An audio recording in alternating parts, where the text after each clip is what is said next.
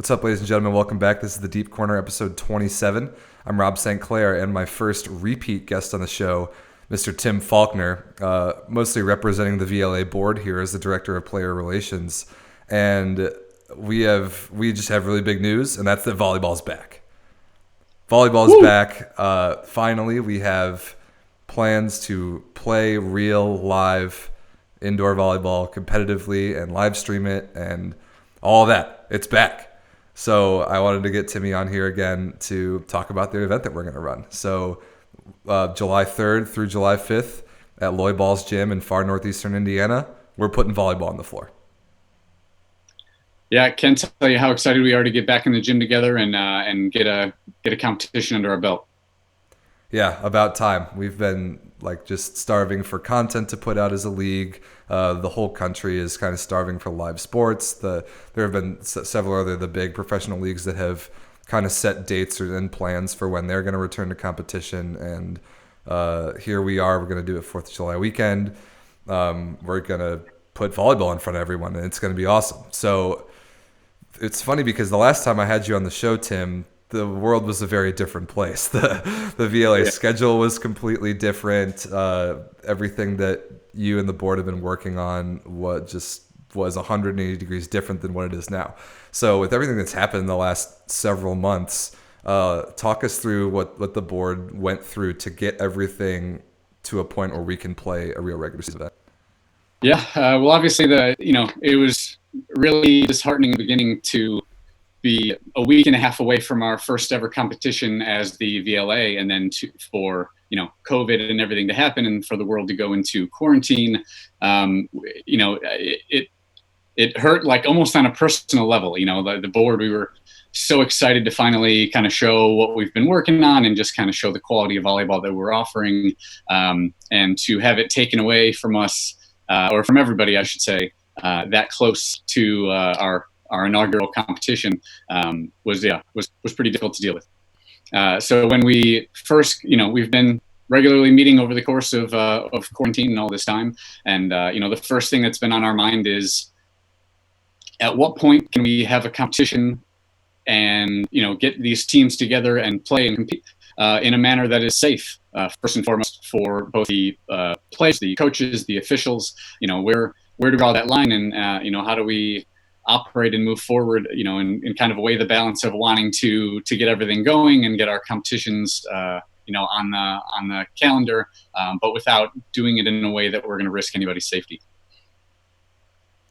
Well, yeah, that's a non-trivial part of this whole thing, and every sports governing body who's been trying to put their people back out on the floor or the court or whatever, sports again has had to walk that same line. So, man, Louisville, like you said, we were so close to one Louisville. We were going to have some time. Then we were going to hit the month of June really, really hard. We had all these events with JVA and AAU and USA Volleyball. And just as watching from my perspective, one by one, those got either postponed, then canceled, or just straight up canceled, and all that.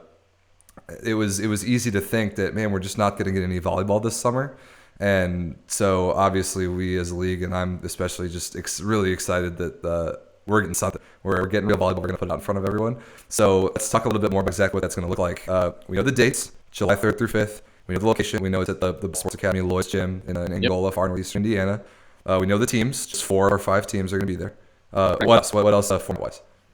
Well, it's going to start off as we're doing it over the 3 days. So the first 2 are going to be a round-robin tournament round-robin play between the 4 teams. And after that, we're just going to reseed and progress into a semi and final.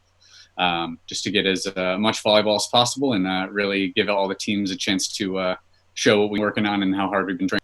That's simple enough. It's a format that every kind of weekend warrior tournament is familiar with. Yep. And every single one of these matches streamed live on our YouTube channel, where hopefully you're watching this. You'll be able to watch every second of volleyball that we're putting out there. Mm-hmm. It was awesome. You're going to get real sick of my voice by the end of the weekend.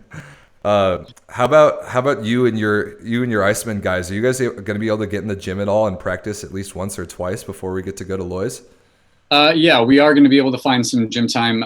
It's difficult for us being in Chicago, because we're on a little bit stricter of a timeline than a lot of places, even in the state of Illinois. Lower Lightfoot, I think our assembly has been pretty conservative in her approach to quarantine and how we work our way out of it.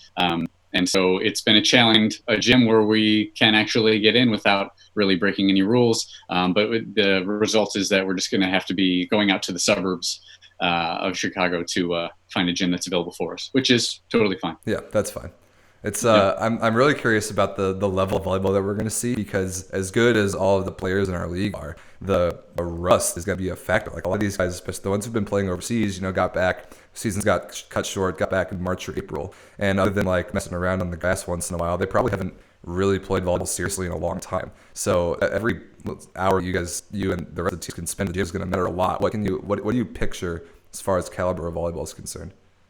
I'm not really too concerned about it. I know that the teams in the other states are generally speaking have a little bit more relaxed rules, except for Legion, of course. So they're kind of in a similar situation as far as what stages they're in and getting out there and being able to get together in gym.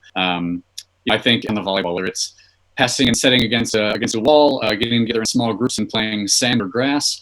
We're all getting opportunities to, keep our bodies in motion and keep getting repetitions wherever possible. And now that we know that we are going to be moving forward and having this competition, we're going to be doing everything we can to get as much gym time as possible, because it's not just about, to us, it's not just about, putting out good volleyball to represent the VLA, or the Icemen. It's also a matter of pride, just to compete and want to win and be the best volleyball player that we can be while we're on the court. Well, yeah, it's the first competition of the VLA, and since it's kind of tournament style, there will be a winner. There's a gold medal match, there's a winner, and that's going to matter to you guys. I know that for sure. Does the event have a name? That's something I've been wondering. Does it have a formal name yet? No, I don't believe we've come up with the title. I think in the process of coming up with this and deciding that we were actually going to run through it, I didn't know that necessarily came up. It's just our inaugural competition, and it's not exactly going to be a part of a regular season, multiple events like we originally had planned. I think we're just so excited to be having events and competing again that that name the event a little bit. Yep.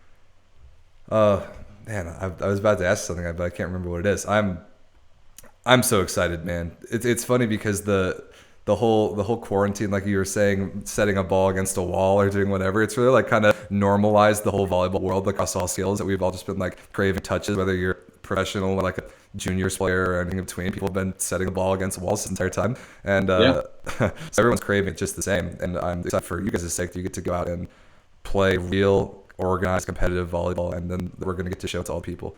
Yeah, I think one of my favorite things that I've witnessed over the course of quarantine, with the volleyball community at least, is that everyone, and I mean, high school coaches, clubs, professional organizations, coaching organizations, everyone has kind of, flipped that switch and suddenly gone, hey, we might not be able to get in a gym together, but what better time to really analyze and look at the way that we learn and the way that we can get repetitions. You see all sorts of professional players from, whether it's indoor or outdoor, posting about not just different things that kids and athletes can be doing at home to train and work out and get repetitions, but also talking about their challenges throughout the course of their careers and the mental aspect of the game, and how do I learn and come to this quarantine experience better volleyball player or coach still, despite not being able to be in a gym with my teammates or my team.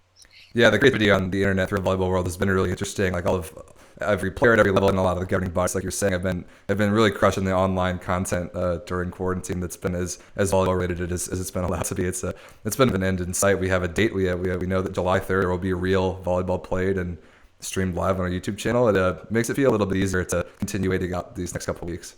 Right. Yeah, we're gonna have to be. I guess my next call has got to be to ESPN. Let them know that there's live sports going on. That's right, dude. I think this could be a big opportunity for the league. I think that's a really good point. Is that we are. I know golf is back. The PGA Tour back this weekend, which I personally. Yeah, me too. I love golf. I'm happy that it's. But basketball not until the very end of July. Hockey in August.